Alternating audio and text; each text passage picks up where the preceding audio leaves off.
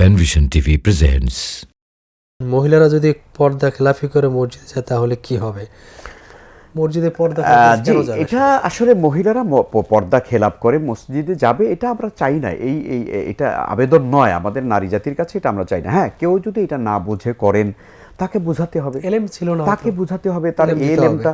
হ্যাঁ, আমরা এই কথার এরকম দুই একটা বিচ্ছিন্ন কথা বা দুই একজন মানুষের বিচ্ছিন্ন ঘটনাকে কেন্দ্র করে আমরা কিন্তু এটা বলতে পারি না যে মেয়েরা মসজিদের থেকে তারা যেতে পারবেন। লা তামনাউ ইমা আল্লাহি মাসাজিদ আল্লাহ, আল্লাহ রাসূলের পরিষ্কার হাদিস, আপনি কিভাবে এটা বাধা দিবেন?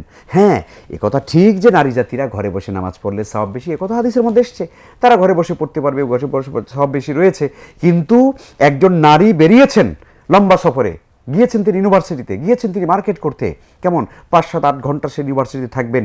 এই বোনটাকে যদি নামাজের ব্যবস্থা আপনি না করেন, সে যদি নামাজের রক্ত চলে যাচ্ছে, জহুর আসর নামাজ চলে যাচ্ছে, সে নামাজ পড়তে পারে, এর দায়িত্ব কে নেবে?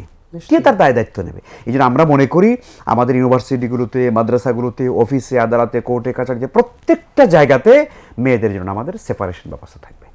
যে আল্লাহ রাসূল মানে মসজিদ ঘরে নামাজ পড়লে বেশি সওয়াব বলেছেন, সে আল্লাহ রাসূল কিন্তু বলেছেন গিয়ে যাওয়ার জন্য। হ্যাঁ, এই মসজিদে যাইতে বাধা দিতে নিষেধ করে সেই আল্লাহ রাসূলই করেছেন। অবশ্যই আমরা একটা নিয়ে আরেকটা কেন নিচ্ছি না? সেটাই। অতএব কেউ যদি বেপর্দা হয়ে মসজিদে যায় তাহলে সে না বোঝার কারণে সে গুনাহগার হচ্ছে, কিন্তু তাকে এলেম দিতে হবে, তাকে বলতে হবে। এবং সেটা আলহামদুলিল্লাহ আমরা তো বিশ্বাস করি যে আমাদের মসজিদগুলোতে আমাদের মা বোনরা যদি আলহামদুলিল্লাহ যেতে পারেন, সেরকম সেপারেশন ব্যবস্থা থাকে, সুন্দরভাবে ব্যবস্থা হয়, তাহলে আমাদের মা বোনরা ওখানে গেলেই তারা বুঝতে পারবেন যে আমাকে বেপর্দা হওয়া যাবে। এই প্রশ্নটি আসলে তাত্ত্বিক হয়ে গেছে, প্র্যাকটিক্যাল আসলে মহিলার করার কথা না। হ্যাঁ, যে মহিলা মসজিদে যায় সে আসলে সচেতন, সে পর্দা সহই যাবে।